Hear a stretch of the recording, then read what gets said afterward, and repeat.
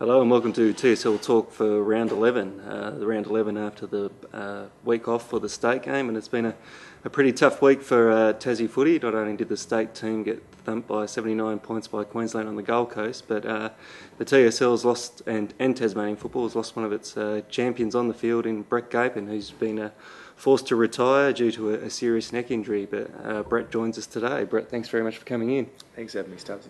Has realisation set in yet that your playing career's over?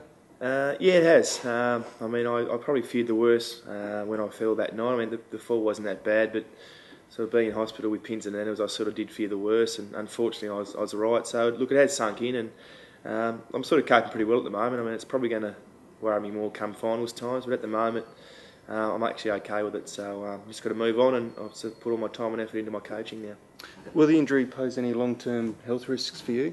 Don't think so. No, I mean, talking to the neurosurgeon about that, and he said, look, going forward, hopefully it'll be should be okay. It's touch and go whether I need another operation on the disc above where I had the old one fused. So that's about 50-50 at this stage, and I won't know probably that until the next 6 weeks, and that's why I've got to wear the neck brace and sort of give it the best chance to sort of heal itself. But long term, I should be able to do normal things, just obviously no contact stuff.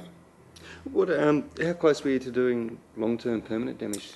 Yes, one of those things, I suppose. I mean, because the spinal cord's so close to the discs, I mean, there's not much between, not damaging it at all and I suppose being permanent. So, look, the spinal cord did have a bit of a hot spot on it, which I suppose, says that it's been bumped into fairly hard. So I'm not sure how much it takes to, I suppose, sever the spinal cord, but I suppose it was a bit scary when you see the hot spot on the spinal cord.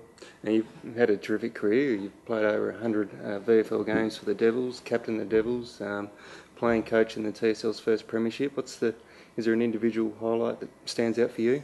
Certainly, yeah, the premiership last year. I suppose, my first year as playing coach to win the premiership, and I suppose the way we did it was pretty special. The first year as senior footballer, I was lucky enough to play in a senior premiership, but I suppose you appreciate it a bit more, I suppose, as you get older. But certainly the premiership lies on top. But look, my Devils days I really enjoyed. I think back when the Devils were really big and probably the biggest thing in town in relation to sport and stuff, yeah, it was fantastic. And when we're playing finals in front of 12,000 people, that certainly just sits under the premiership last year. And what must have been one of the major disappointments for you then when the Devils program was cut? Yeah, I was. I mean, I openly admitted it. I was pretty devastated, and that's been. I was a life member of the football club, and then end of the day, I suppose you're not a life member of sort of anything anymore. So that was disappointing. But as I said, I had lots of fond memories back with the Devils. But I suppose the pain soon healed a year later when I won a premiership in my first year. Now you'd kicked 62 goals in 10 games until the injury, and without being too modest, what's the injury going to do to Clarence's premiership hopes? No, to be totally honest, I don't think it'll have any bearing. I think the way we move the football, and that's not being modest by any stretch of the imagination, it's certainly been our ball movement. And if you look at the stats in relation to my uncontested marks, I reckon probably 75-80% have been uncontested, which shows you it's more been about our ball movement rather than anything sort of spectacular by me. And look, we're going to try a few different guys down there. Obviously, yeah, some guys are going to have to stand up and kick more goals, no doubt about that. But I think if we continue to play the same way that we have been, and look, that's predictable, and I think everyone knows the way we play, but I think if we continue to play that way, it won't have any major effect. So you're going to have to do a complete restructure of your forward line? Not at all, no. The setup will be the same, just probably the same. Different guys will go through that position that I sort of have been playing, that sort of 30 metres, 20-30 metres out roll. So got a number of guys that can do that. There's 5 or 6 guys, and look, we had a bit of a go at training on Tuesday, and they actually did a bit better than I did, so it's a bit of a concern. So maybe I should have put some other guys there a bit earlier. But yeah, no, I think it's going to have no bearing, but it might take a couple of weeks to sort of get the hang of it. Yeah, were you surprised by the state team's performance against Queensland on Saturday? Yeah, I was, certainly. Definitely. I thought we'd go into the game with a good chance. I knew Cleve Hughes was a very good player, having played against him at VFL level, so I knew he was always going to be a handful for the Tassie side. But I thought the side they picked would go up there and put in a very good performance. So to be beaten how they were was a massive shock. So I suppose bitterly disappointment from a Tassie point of view. I know Matthew was very disappointed, and I know the Clarence guys that were involved were disappointed with their performances and as a team. Is it a fair reflection of where the TSL is at the moment? Well, I don't know, because I'm not sure what could, in 12 months I don't think our comp's gone backwards that far in 12 months and the Queensland comp's gone forward that far in 12 months. So I think it's one of those days. I mean, it's certainly a bad day. But the TSL at the moment, I suppose, in a really tough situation in relation going forward. I think last year and its first year was fantastic, no doubt about that. I reckon it's plateaued out a bit this year. I reckon the competition's probably stayed at the same level.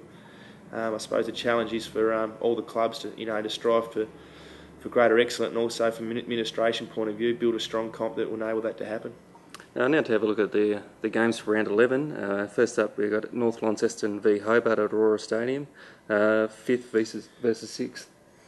Yeah, look, North Launceston were really good against us. So they got very good smalls, and I think they run the ball really well. So I think North Launceston will win that one. Probably, or definitely, the match of the round at Devonport Oval, 2nd v 3rd. Devonport won 7 in a row against Launceston, who are also in good form.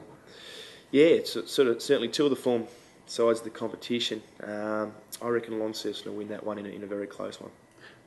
You guys have got Lauderdale down at Lauderdale. I noticed that Charlie Rewalt, the younger brother of Jack's, been named on an extended interchange bench. Will he be making his senior debut? Look, it's touch and go at the moment. We've got a few guys that not under an injury cloud, but got to go through a bit of a fitness test tonight. So look, we won't take any risks. So look, if we get a couple of injuries, certainly Charlie might get thrown into his first senior game, but also I think he's still a bit of a chance to go away with the Mariners, I believe. So it'll be I'll have to talk to Matthew and wait and see how he trains tonight. Another interesting game at Youngtown, South Lonnie v Burnie. The last time these two played against each other, South Lonnie beat the Dockers by a point at Burnie. Yeah, look, talking to a couple of the sides that have taken on South Launceston in the last few weeks, their tackling's been a huge improvement. So I reckon Chunky's got them going pretty well. So I reckon South will win that one.